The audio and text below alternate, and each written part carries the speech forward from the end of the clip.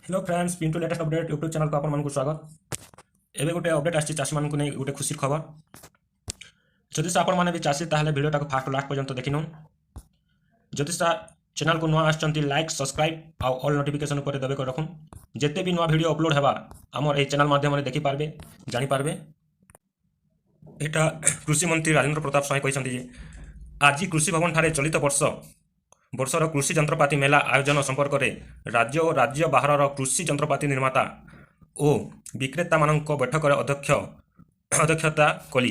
कृषि जंत्रपाति और उपकरण व्यवहार को प्रोत्साहित करने निमंते राज्य सरकार प्रदान करुवा रिहाती व्यवस्था को अधिक सरलीकरण और व्यवस्थित एवं रिहाती प्रदान अनियमितता और हेतुक विलंब विरुद्ध दृढ़ कार्यानुष्ठान ग्रहण करने को निर्देश देली। 2023-24 वर्ष में राज्य में 70,000 कृषि जंत्रपाति और उपकरण जोगाण पाई विभाग पक्षर 450 कोटी टंकार सरकारी रिहाती प्रदान लक्ष्य धार्य करा जायछि।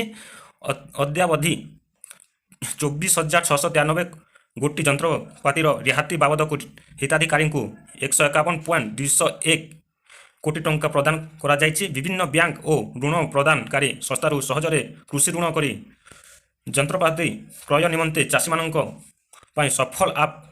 विगत वर्ष राज्यर समस्त 30 जिले में जिला स्तरीय कृषि जंत्रपाति मेला सफलर सह आयोजन करा जायथिबा परिप्रेक्षी रे चलित वर्ष कृषि जंत्रपाति मेला को उपखंड स्तर में मध्य आयोजन करा जिवो एवं एहा अक्टोबर मासरू डिसेम्बर मासरे आयोजन करा जिवो।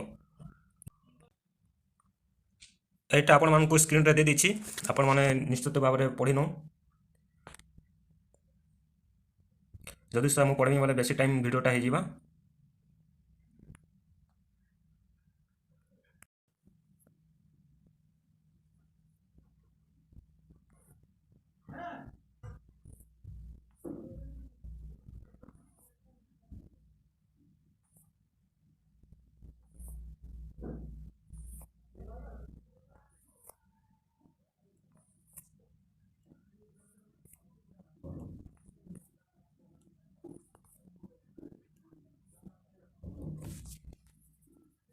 এইটা দেখুন তো কন্ট্যাক্ট নম্বর কেন কেন ডিস্ট্রিক্ট কেন দেখুন পুরো CDAO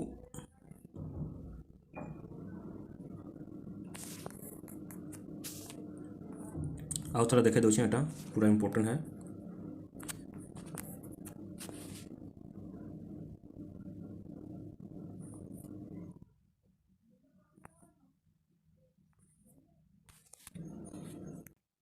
वीडियोटा भल लगे लाइक सब्सक्राइब आउ ऑल नोटिफिकेशन दबे कर रखुन।